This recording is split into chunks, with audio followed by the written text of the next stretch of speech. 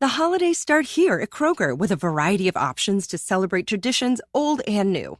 You could do a classic herb-roasted turkey or spice it up and make turkey tacos. Serve up a go-to shrimp cocktail or use Simple Truth wild-caught shrimp for your first Cajun risotto. Make creamy mac and cheese or a spinach artichoke fondue from our selection of Murray's cheese. No matter how you shop, Kroger has all the freshest ingredients to embrace all your holiday traditions. Kroger, fresh for everyone.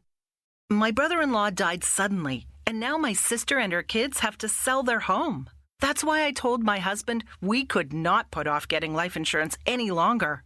An agent offered us a 10-year, $500,000 policy for nearly $50 a month. Then we called SelectQuote. SelectQuote found us identical coverage for only $19 a month, a savings of $369 a year. Whether you need a $500,000 policy or a $5 million policy, SelectQuote could save you more than 50% on term life insurance. For your free quote, go to SelectQuote.com. SelectQuote.com. That's SelectQuote.com. SelectQuote.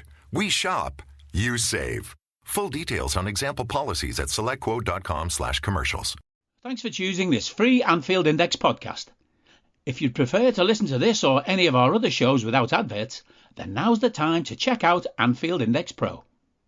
With AI Pro, you can supercharge your entire listening experience. You'll not only get all of our podcasts without the ads, but you'll have them far faster with our Quick Publish feature available exclusively for subscribers. AI Pro also puts you in the heart of our sound studio, with an option to listen to many of our shows live and interact with the podcasters in real time as the shows are recording. Upgrading couldn't be easier. AI Pro is available on all popular podcast platforms, and we have our own apps for Apple and Android.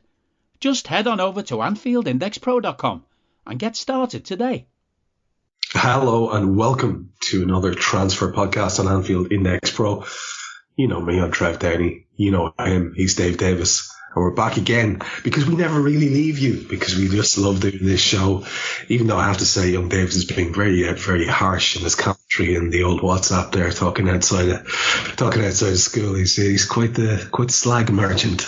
But anyway, I forgive him because he's a good lad. Dave, how are you? Yeah, looking forward to this, mate. And at least I'm consistent. I am harsh behind your back and to your face at the same time. So consistency is the name of the game, eh? It's a beautiful thing, man. It's a beautiful thing. I do like that. Let's have a look at what you've lined up for us today. And listen, I'm just going to get out of the way at the start and say, hey, Liverpool fans, forget about it. So, I know you want something, lads. I know that's why you're tuned in, mainly to hear that we're going to sign 89 players. We don't really have anything of massive certainty for anybody, and even if we did, the manager's pouring the coldest of cold water over everything. You'll have been watching closely, Dave, as he did his recent presser, and in those pressers he likes to I think sometimes talk sense and sometimes just drop all sorts of clangers left, right and centre. I don't know if it's smokescreen. I think he just likes actually messing with the press at times. Certainly you don't want to trust Klopp around injuries or durations or time periods or anything like that. But of course, what everyone's curious about is, because in the wake of the recent injuries, even the Alexis McAllister one put a lot of fear into people. I had no concept of how bad that was until we heard about it some days later.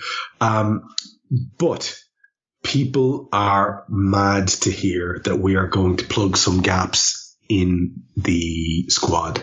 A lot of people you and I work with on this channel have been making an assumption that we would do something around that whole area of DM. And a lot of people now are thinking that, the injury to Joel Matip means we should really go and do something in defence as well. But no such information coming from our man Kloppo.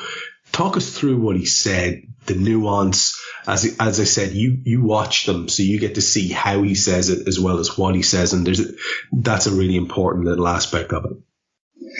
Yeah, in the quieter words of Joan of Arc, Trev, it's gone to shit for most people, really, in all honesty.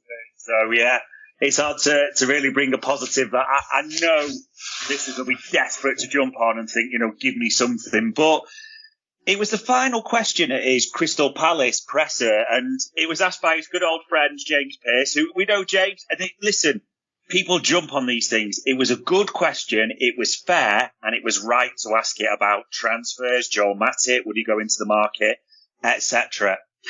He was snippy, Trev. He was snippy. There's no two ways about it. Saying, I don't know your obsession with transfers over these years and why you're obsessed with them. They were really sort of distinct quotes. And in this long ramble of an answer for me, he even talked about the four he's got. So we've got Konaté, Gomez, Van Dijk, Kwanzaa. That's a good four. And probably the key phrase that I latched onto, if we can keep going with these for the season. Now, I think that's a pretty distinct phrase. People may see it differently. And I know exactly as you said, people are like, Joel Matip's injured. That we've got to. It's mandatory now. That's the minimum. We've got to step in for a centre-back. The journos, David Lynch said it. We did Media Matters this week. The vibe that when we're harassing people to sort of get that take is there's nothing imminent, and all the sort of sounds coming out of the club, if you want to put it that way, are unless something more happens in a negative space, the suggestion is they'll go with what they've got. And there's always the glimmer of hope in terms of people say, there's a Diaz or a Gakpo, a situational move in that type of thing. And that is very true, Trev. That is always possible. We should always have that hope. The other thing to remember, though, at the same time is Gakpo, United moving for him, pressed us into that.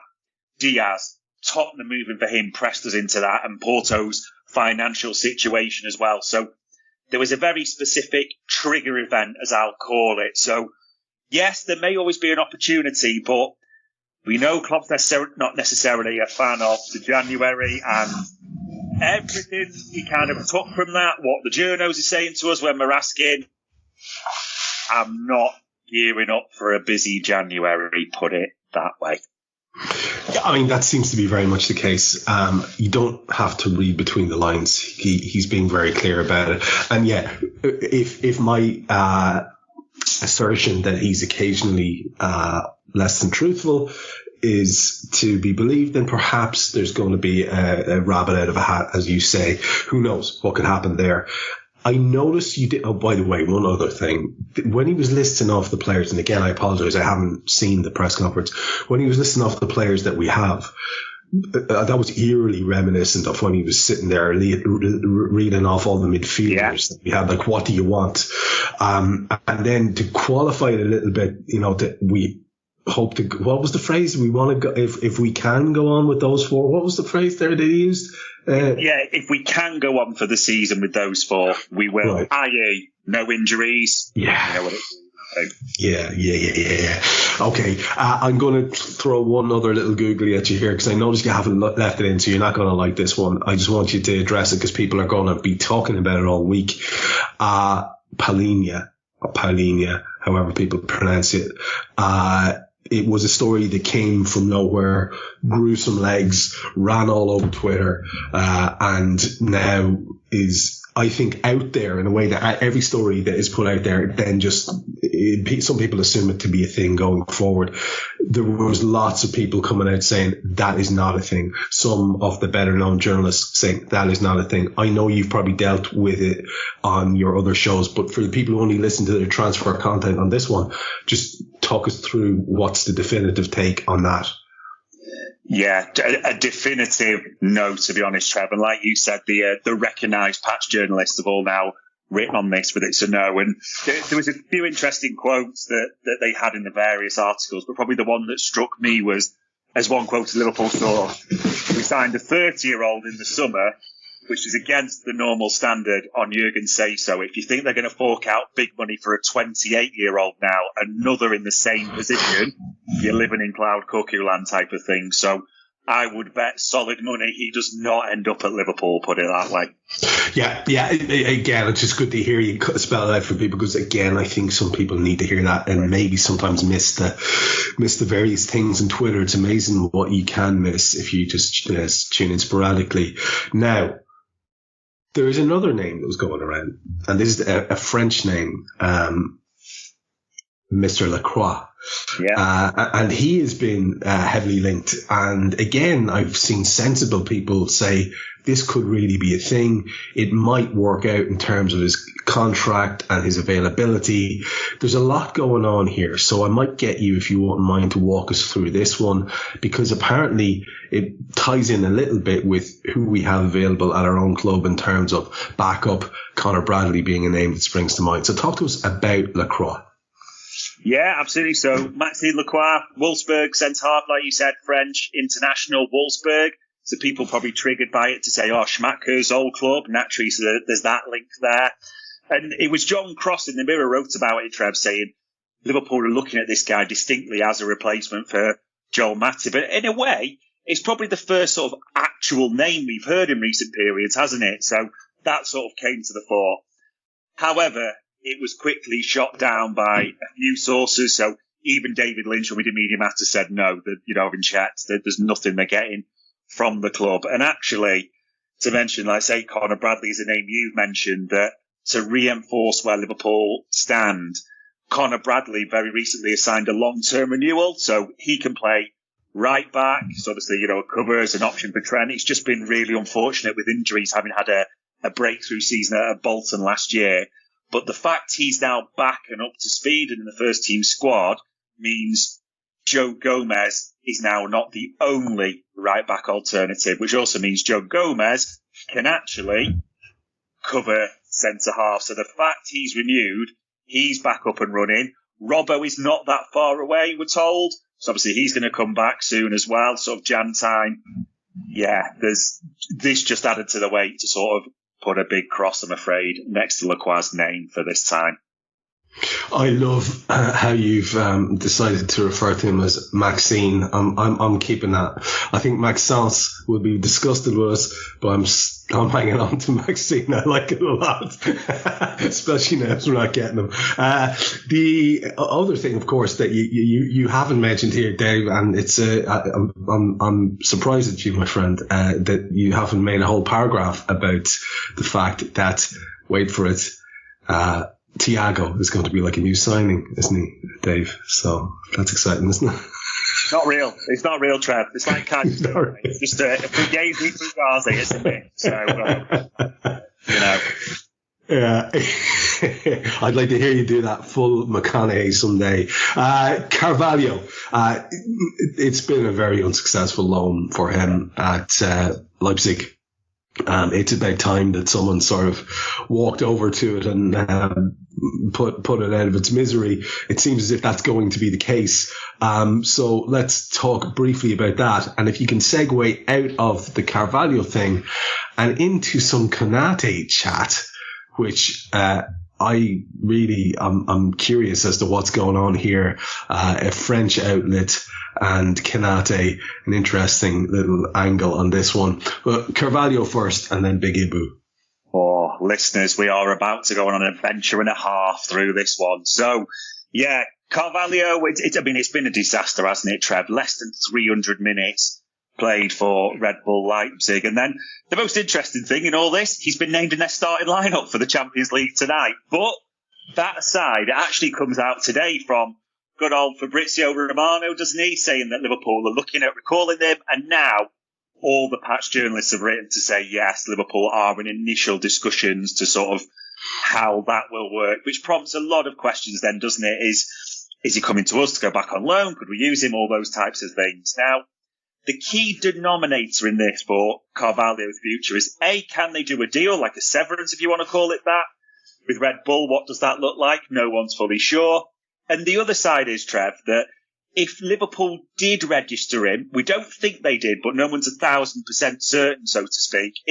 If we did register him this season, he cannot go to another club. However, if we didn't, if he just went out to Red Bull, then he can go to a second club and turn around on a loan. No problem at all. So there's that to sort of come. That will probably develop over the next week or so. Konaté, this is bizarre. There's a French publication. Obviously, you know, I love to murder names of my authentic French accents and descriptions on the back of Maxime. So I think it's pronounced Le Sport 10, wrote to say, you know, we've opened talks with him over renewal and extension. No one else has got this, by the way. So we don't know if it's just a random French outlet has got this, but no one else has got this. So either it's their best scoop ever in Liverpool terms, or there's probably where we're steering towards. I'm not sure right now to put a massive amount of stock, because they're the only ones who are saying it. There's zero corroboration. And now, Trev, here comes, in true, because I'm keeping with the French vibe, the pièce de la résistance for this evening. The year is 2067. Xabi Alonso, Liverpool manager for 20 years, has just signed Daniel Agger Jr. from Brøndby. He is now deciding what to do with a 67-year-old Nat Phillips and a 62-year-old Rhys Williams, because this is a possible reality, Trev, that Nat Phillips' loan with Celtic is coming to an end. It's been pretty much, as one Celtic fan put it, an unmitigated disaster. In fact, he's played about 7 or 8 games, Trev, and he scored an own goal at the weekend. That's how good it's been. Rhys Williams has played practically 0 minutes for Aberdeen this season, also in the SPL as well. Maybe a French with a Scottish twist, shall we say. The expectation is they are coming back to Liverpool. People are now going to freak out and go, oh my God, they're the new signings, aren't they? They're the cover. I don't know that. I'm not saying that unequivocally. However, in Groundhog Day news, Rhys Williams and Nat Phillips in January are expected. More likely with Nat, because this is a natural end of his loan. Rhys, again, similar to Carvalho, there's talk of looking at the best options, but don't be surprised if 2 familiar faces are back at Anfield for who knows how long, Trev. Maybe till 2067. I just don't know with those 2 anymore. We'll see. Eh?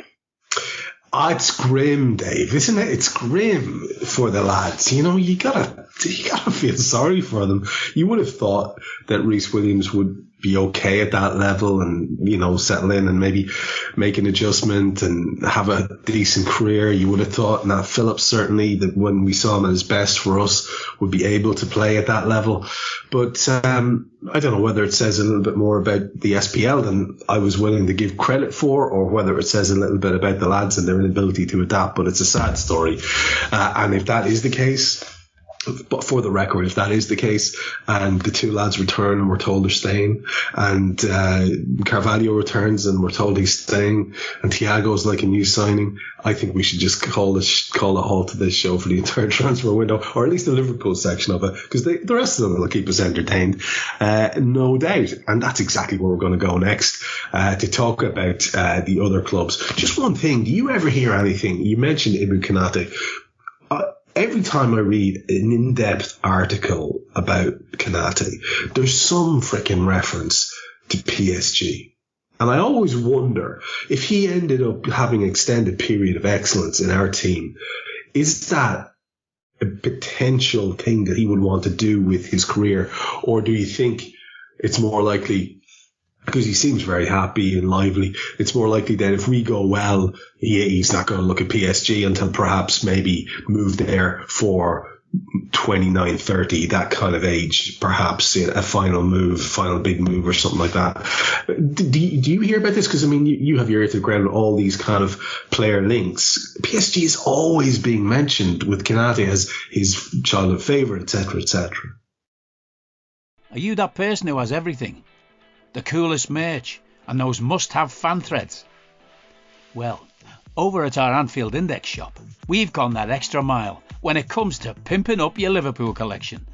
From our popular range of bespoke design t-shirts, sweaters, hoodies and hats, to our signature edition mugs, prints and coasters, all provided with fast worldwide shipping.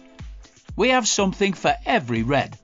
We also stock official LFC merchandise and are licensed with the Premier League and UEFA to sell official iron-on shirt badges and sleeve patches. As a listener to this podcast, you can get 10% off everything with coupon code AIPRO10. Just head over to AnfieldIndex.shop or find us on Etsy by searching for Anfield Index.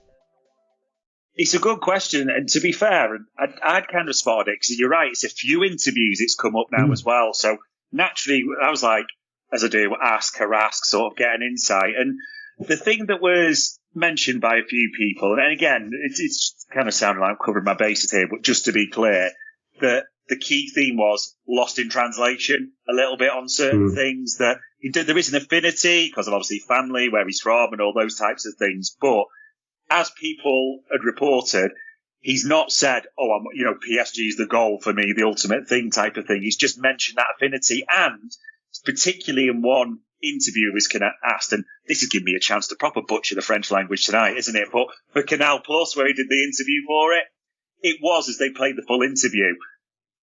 The reporter asked him, your affinity towards PSG, this and that, as in a leading question, Trev, rather than he's just prompted it, that type of thing. So it was along the lines of, yeah, PSG is a club I like, and family and all this. So it's not like he's just said it randomly. He's been led down there. So yeah, I'm not really worried about it. And obviously PSG tends to be a mess a little bit anyway. So whether they'll ever get their strategy right. So I think it's more a bit lost in translation, a bit being led there, but yeah, not 100% certain. I wouldn't pretend at the same time. Yeah, it's interesting. I'm glad I wasn't making that up. It's good to hear that you had actually heard that elsewhere and asked the question too. Right, let's go round the Premier League houses now. We'll start with Geordie Town and go to Newcastle.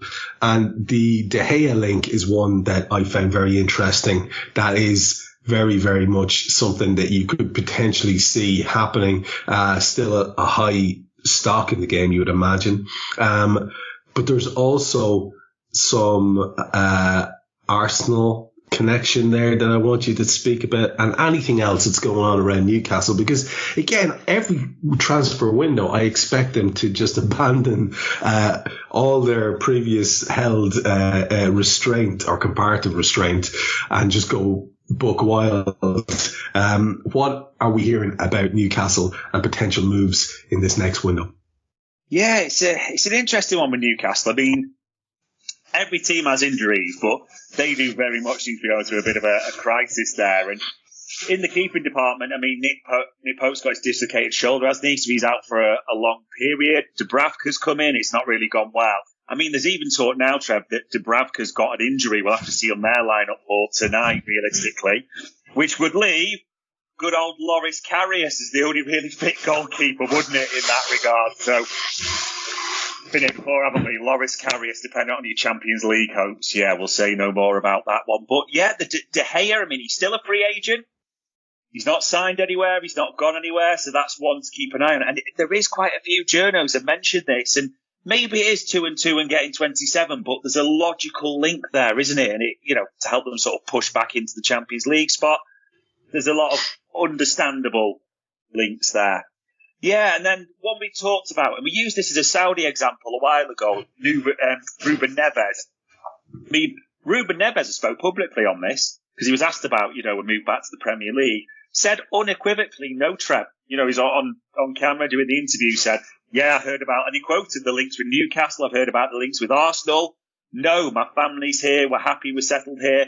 That is not going to happen. So, bit of an unusual one on Transfer Show. We've got the player actually killing our rumours dead. So, yeah, that's that one gone for Newcastle as well. And what about United? Because United, everything's up in the air. So we're not sure where we are with the whole Ratcliffe minority investment. That particular goalposts have been moved so many times. I think there is a rumour that it might be about to get done, but there were several of those so far. There were a lot of, let's say, Twitter journalist pub talkers who have been saying all sorts of names.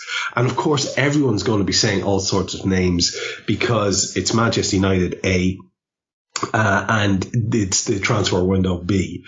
And I think a lot of United fans, I was speaking to two of them today, sort of exist in this strange twilight zone between acknowledging the huge amount of money that has been spent on players and talking about how the Glazers are ruining the club and loading debt on it, etc., and holding out for whatever is their valuation, 10 billion or whatever. it's a weird clusterfuck of a situation, Dave. And I'm just going to let you run on this, because if I was to touch off everything you've mentioned here in your United link, I would be talking for the rest of the show. So I just want to tee up.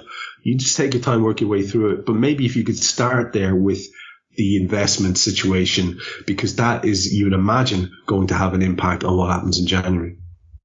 Yeah, Trev, if you want to take a 10-minute break at this point, just grab yourself a glass, one ice cube, a bit of Bushmills in there.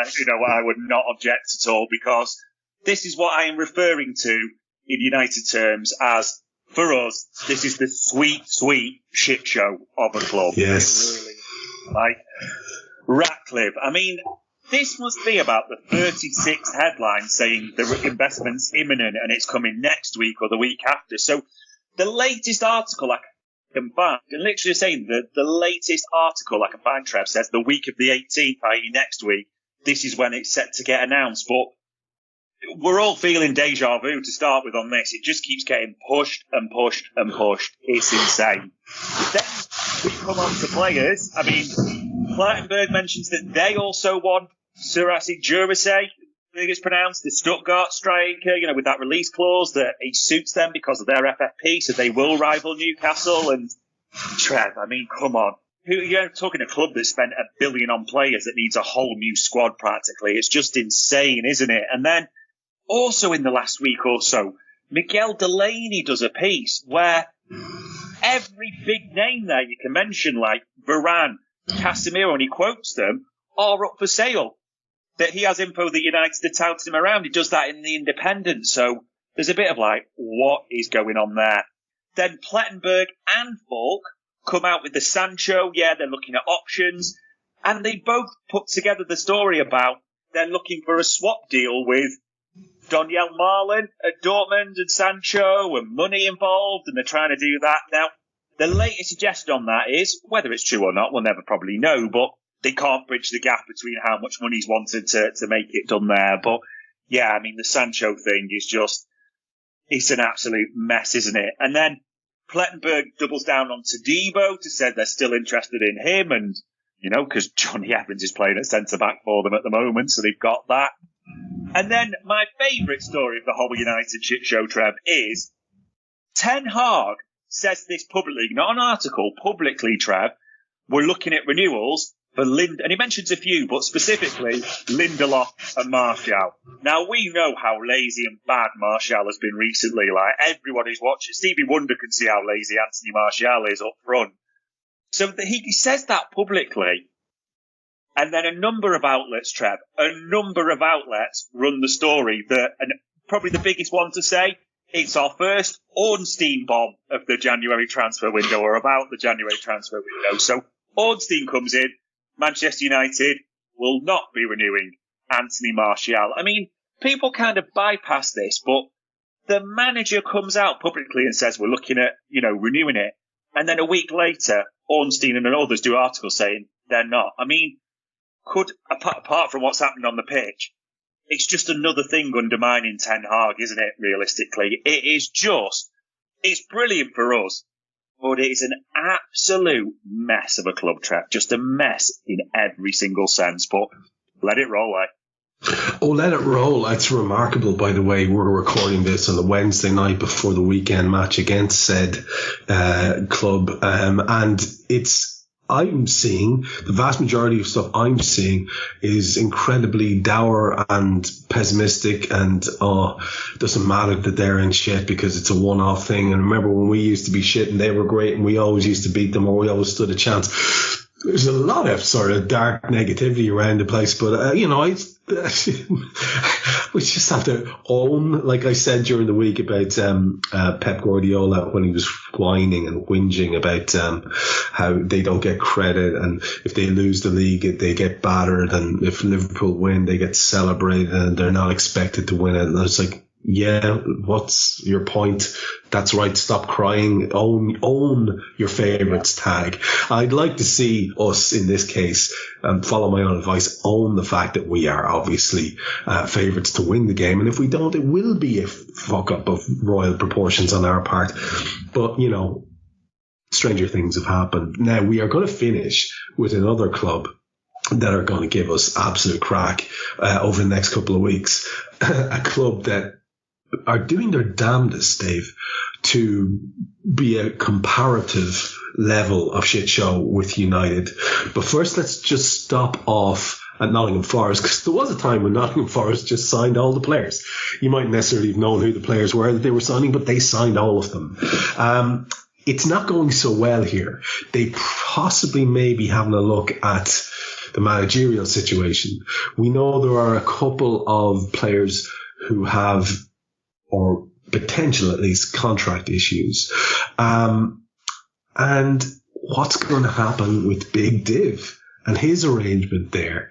Because I guess that hasn't gone as swimmingly as maybe he'd have liked either. So a couple of little things there with the Forest story before we get to Chelsea. Yeah, it's not looking good for Steve Cooper, we have to say. I mean, it's well known he's kind of been on the edge after results. I mean, even today, Trev, there's been stories coming out that they're in talks with Lopetegui, the former Wolves manager, the Spaniard, and a few others. I mean, it's not looking good. And, I mean, they're hemorrhaging goals. They're not really scoring many. And then the story comes out literally last week that Cooper and the Forest, as combined, are having contract disputes with two of their players. I mean, this is so bizarre that Worrell, a centre-half, has had a dispute, so he's banished from the first team training. Scott McKenna, the Scottish international, he's having a contract dispute as well with the club. So both of those two, who for a large period last season were the first choice centre-half pair, are banished from first team training and are being told, go and find clubs elsewhere in January. So if your manager's on the brink and your normal first choice centre-halves are being told to find other clubs, it's not going to be harmonious at all, is it? It's not looking good there. Now, there's an interesting phrase that you used there, and turn of phrase. You said, what's happening with Big Divock, and maybe we're using that. The noises coming out of Forest are they are looking to terminate that loan deal with Milan, that it's not gone well, despite the fact that Awoni's, pretty much out for a long period, Trev. And one of the reasons, the fact you called him Big Divock Origi, is his lack of training, quite a few people are saying, and Forest consider him overweight as well, which is an absolute disgrace to the hero that is Divock Origi, but maybe just sums up where Forest are. It's not looking good sort of on or off the field, so it will be interesting to see if they revert to type and try and sign 86,000 players that no one's heard of in January. That is definitely one to keep an eye on.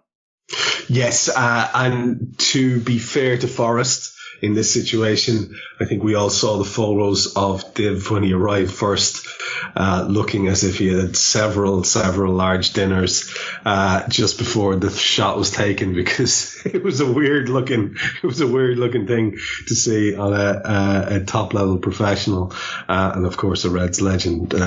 But we move to Sweeney Todd and the boys. Oh, Pochettino, what is going on? Because you do get the feeling some people are reveling in this. I heard one people say, Pochettino, the fraud has finally been caught out. He is mouthing off to the press, talking about his disappointment levels and how he needs to go and improve in the next transfer market. So Sweeney's ears are pricking up there. It would seem then that we are going to have all the big stories yet again focused around Todd Bowley and his ability to fire cash about the place. We heard the Napoli boy Simeon mentioned before. There are others. And now there's this story about the guy who appears to be captaining them sometimes, Conor Gallagher, who's now apparently been linked with a move away. I'm completely confused as to what's going on at this football club. What do you make of this Pochettino angle? He's clearly trying to ramp up Todd into a frenzy and get some spending going. What's your take on Chelsea and how central they're going to be to our next couple of weeks? Trev, Pochettino. Now, naturally, he's gone down in people's estimation, thinking, oh my God, all these players you've got, like you're asking to spend more money. Let's be clear, in our transfer window frenzy, he's gone up in my estimation. Absolutely. a red rag to the ball of Sweeney Todd, like, and we were worried for a second this could be like a non-event for Chelsea. Like, all the lights are green. This is go, go, go time for Sweeney Todd. I mean, Pochettino says, doesn't he, after another defeat for Chelsea, like, essentially, we need players. We need to make something happen. And, we need to talk to the relevant people and get things going. Brilliant. That's the first starter gun that we're absolutely looking for. Now, this is Chelsea are in a very different situation now to they were at the summer window. And what we mean by that is a lot of the players they were shipping out, if you think of like the Keppers, the Koulibalys, the Mendy's, that type of thing, Trev, it was players that it just wasn't working. They weren't that great, happy there type of thing. Contracts maybe ending, etc., like Pulisic. So we ship them on. Now Chelsea are in a different situation that, as you know, a lot of their players are now sat there on 8-year, 7-year contracts on big, big money. So if they work out, that's great. You've got them tied up. You've got asset protection, all that. If it doesn't work out and they're not performing well, you've got a massive problem, which is now in the Chelsea mix, isn't it? So they've got a lot of assets that they're struggling, as you asked Journos, to, even if they're touting them around, to shift on. Because these players say, well, I'm not going there for a lesser wage. And the clubs that are there going, okay, you'd need to subsidise part of that type of thing as well, which isn't that attractive as well. So that plays into the mix. It's tougher. Hence, when they're looking at cashable assets, Conor Gallagher comes into the mix, Trev. And a lot of journalists have quoted that. I know I sound like Cilla Black there, but a lot have, in all honesty, saying this is a guy that, you're right, has been captain, all those types of things. He's on the chopping block, which sounds insane. Put it this way, as an analogy, if people are unsure, imagine us giving, as we did, Trent Alexander-Arnold the vice-captaincy in the summer and then saying he's for sale in January. That describes how batshit crazy this club is. And the other thing that a few journalists are saying is, if you look at their summer business, they don't think they've got the same outs they had last time. If you remember, a lot of Chelsea's players went to the Saudi League, didn't they? Like Koulibaly, Mendy, those types of players as well, Trev. And obviously there's always been this, hold on, Bowley's Clearwater Capital, with the links to Saudi, is that where the money's coming from? And those suspicions, naturally. So it'll be interesting to keep an eye on that. Where do the offers come from, if any, for Chelsea players? So they want to make moves. They've got players now tied up on long-term deals.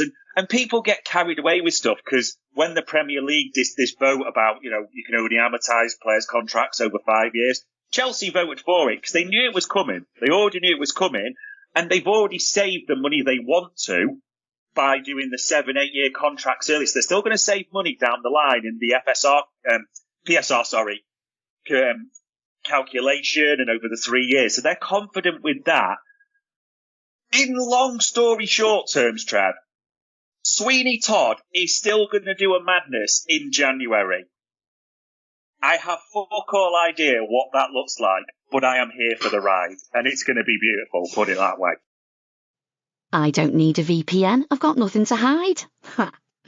This is what I used to tell myself before I hooked up with LibertyShield.com. Not only is my home internet now fully encrypted, but I can now access all the websites I want, whenever I want, and do so from absolutely anywhere. As a Liverpool fan, I love to know I can now watch every match, regardless of whether it's on UK TV or not. My Liberty Shield VPN makes sure nothing is blocked and guarantees me super fast streaming speed throughout that match. You can get connected right now with their software package, which includes a 48-hour no-obligation free trial and instant access to their apps for Apple, Android, Fire TV, PC, Mac and Android TV. Or go a step further like I have and get one of their pre-configured VPN routers. These small but powerful devices allow you to easily connect every device in your home to VPN, making it the perfect solution for smart TVs, Mac boxes and games consoles. Visit LibertyShield.com today and use coupon code AIVPN25 to get 25% off at checkout. I think it is going to be beautiful. And it's very interesting you mentioned that because I was going to come back in with, I've got the perfect solution for those 8-year contract individuals who they think they can't move on. And it's two words, Saudi Arabia, because the only people who could possibly offer wage parity, if not an increase and a wilder contract, are those guys. And it could open up a whole new era in this project if you had these younger stars now going out there, because they can't get a game for Chelsea. They're on an 8-year contract. They're suffering and they feel like their career is stifled. Could be very, very interesting. Yeah, I love it, and I'm all on board as well. Let's get on board the Todd Bowley Express and see what happens, and let's get ourselves around Europe and the rest of the world. We'll start with a lad who has a lot of credit in the Liverpool fan Bayern, and that's Luis Suarez. So that him absolutely doing madnesses for Gremio. He just looks incredible. But I've been reading a lot about the guy suffering terribly with pain, especially I think in his knees, and having to take all sorts of treatments and preparations before playing any match.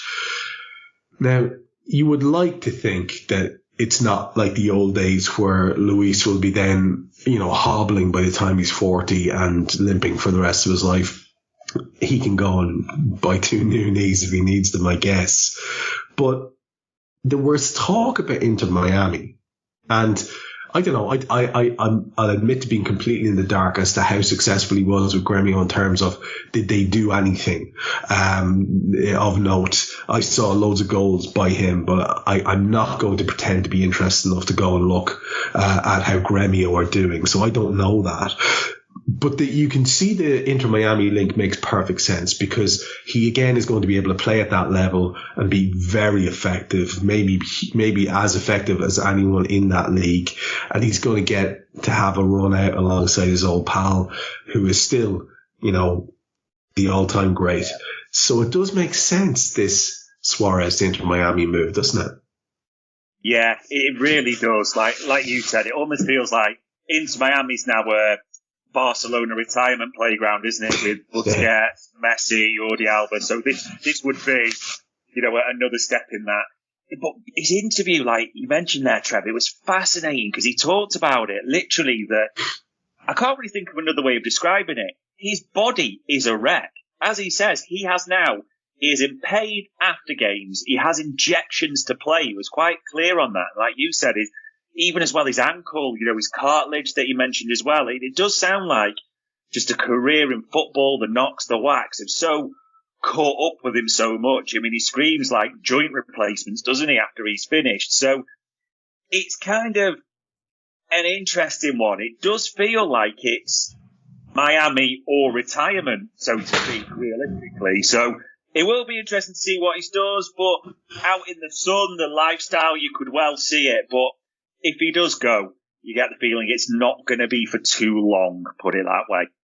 Yeah, I mean, if it's that difficult for the man to get around, it seems. I think you're right. Another short spell, hopefully go out with a last hurrah, and I think, like most people, wish him well and hope that he does exactly that. Bayern Munich. We love talking about Bayern Munich in transfer windows.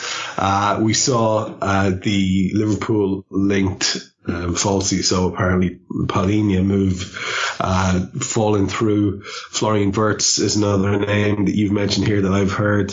I watched our favourite stand-up comedian Thomas Muller last night, running around still looking very spry.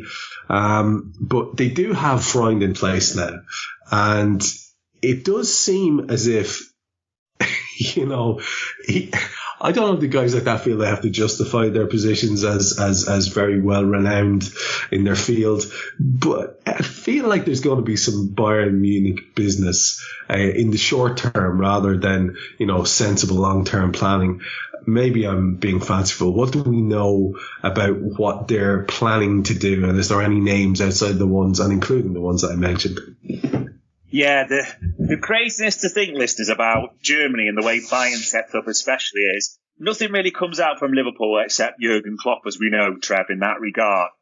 Imagine if Liverpool had Jurgen Klopp speaking and Jörg Schmack doing press conferences and Michael Edwards doing press conferences and then John Henry on the team.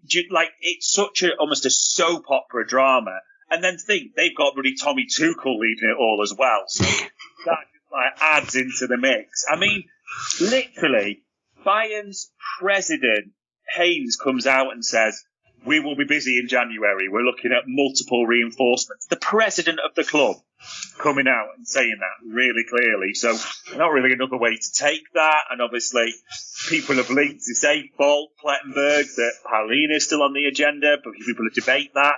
Wirtz, but saying very much Wirtz is not likely this summer. It will be the summer after. They think he'll stay at Leverkusen for this summer. So they're naming names. And, Tommy Muller, as you said, that Freund and the president have come out and said, yeah, we'll do renewal talks. We're trying to do those with Tommy. So, it's publicly clear what Bayern are doing. And then speaking of publicly, after they get mauled at the weekend, and I mean mauled 5-1 by Eintracht Frankfurt, absolutely battered, Freund's on a TV show, actually on a TV station like a Sky Sports style in Germany, and says, yeah, and he used the words in translation, we need to do serious business in January. And I love the way you put this quote out as well. It won't be boring. That's the the sporting director of the club saying it won't be boring in January, which seems madness, but is music to our ears as well, isn't it, Trev? Let's be honest. And then the other big one that's come out, and this is a name that quite a few are starting to circulate.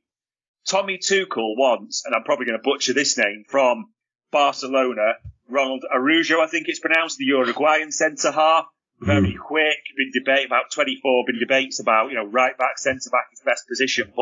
But as quite a few have said, Tuchel is enamoured and has spoken to Araujo and very much is, trying to convince him. And because of Barca's famous financial situation, that if he can't get it done in January, very much this is the ultimate top target for the summer, which, again, just seems insane. I mean, they've had some bad scorelines, don't get me wrong, but for a club that has spent this much money in the last few years on Upamecano, the Dutch centre-back, De Ligt, Matthias, and Kim as well in the summer. I mean, they've spent fortunes, especially in that area, and very much looking at recruiting defenders and, as you see, to be a six, which he's talked about. But it's just that whole bizarreness of that club that has the soap opera where all the main characters do public interviews, go on TV shows like Sky Sports style, and then, I mean, we talked about it the other week. If you haven't seen it, we can't recommend it enough, me and Trev.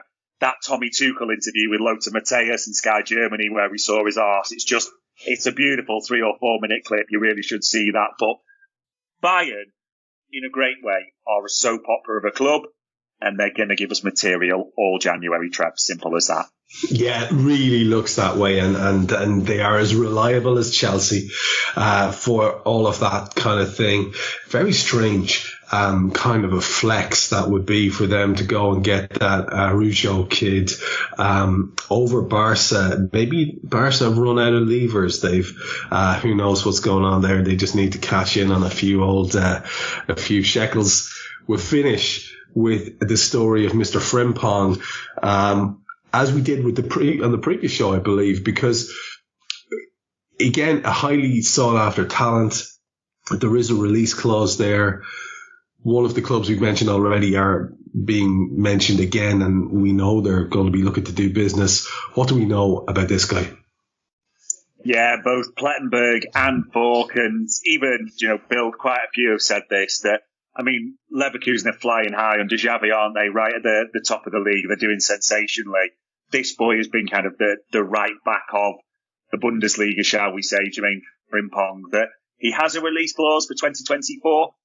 All the big hitters, or the great majority, I should say, the big hitters in Europe are aware of this, like United, even we've been touted, Chelsea, because of the release clause, because of the talent. So pretty much everyone is sticking their house, and not for right now, this is a long-term mortgage style bet, but all the smart money says Frimpong has major interest and makes a major move in 2024 summertime. Now, just to wrap us up, and this is not something that you've included, but I just was wondering, having watched, I've sort of fallen out of the habit of watching other lads' football recently, in recent couple of years, but the last couple of weeks I've been watching a bit, and I was aware very much as I was watching the game last night of Bakayoko, who was previously linked with Liverpool. And the fact that he looked really good in the highlights package that I saw, like a really self-possessed player, I was fully expecting Dave to just click on, because that's how these things work, right? Some lad will get a notion like me, except he's got a journalistic platform or 80,000 followers or something, and just put out a story that gets made up. I was fully expecting that one. Did you have similar suspicions on the back of what was a good performance last night from a player that we were previously linked with? Yeah, there's two, to be honest, Trev, that all the suggestions we've been asking around are very much that Liverpool, not necessarily imminent or moving, but have serious concrete interest for a future move. And like you said, one of them's Bakayoko, the Belgian winger is at PSV, who's, got a lot of skills, a lot of things we like, and left footer who plays on the right wing. And the other, which Sam Maguire did a good piece on him recently, is Max Bayer, the Hoffenheim forward as well, 21, having a really good season there, a real sort of breakout. And both of them have got pace to burn, especially Bayer. I mean, he's got the fastest recorded pace in the Bundesliga. He can play anywhere across the front line. Bakayoko, we very much looked at as well, say the right winger with the left foot. That seems to be his prime position. As a lot of journos or people that we've asked and harassed have said, doesn't mean anything imminent, but Liverpool seriously like these two talents. They've been watched already. Probably wouldn't be surprised if, they're watched, analysed again. And it really, really would be very minimal surprise if a move for either of these happened in the summer. I wouldn't put any good money on it whatsoever, Trev, in Jan. But in the summer, these are definitely names to keep on the radar 100%.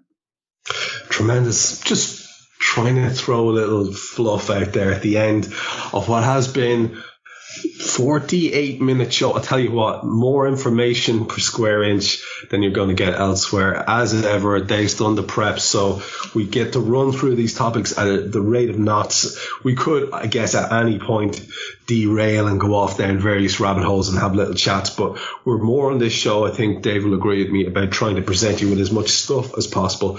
We keep the opinion to a minimum and try to get the information and speculation to a maximum. That's what this show is all about. That's what we're going to be about throughout the window, as it's actually a functional thing and not some ghost in the future that we're talking about.